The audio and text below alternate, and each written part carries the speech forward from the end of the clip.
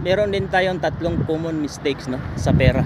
Una, one day millionaire mindset. Yung bang pagkatanggap ng pera ala, gastos agad. Tagay, toma, pulutan. Yung bang ikaw ang taya. Kadalasan ganun Ganun ang practice. Taya agad. Ala, inuman, pulutan pa. Or ano man trip na pagkasahod. Kain ba? Yung ganun. Minsan din yung mentality nga na deserve ko to.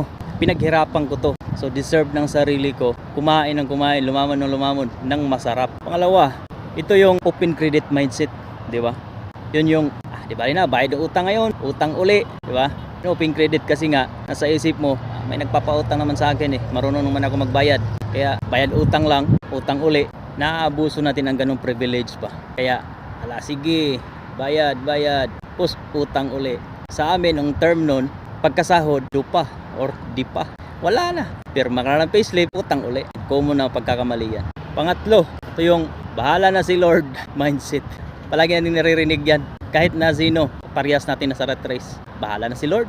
Kasi nga, mina-mindset natin yung maling practice Bahala na si Lord. Pero wala naman tayong ibang ginagawang side hustle para may dagdag tayong income. Maling-mali ang mindset at saka practice na yan. Kaya hanggat maaari, isipan nyo mabuti.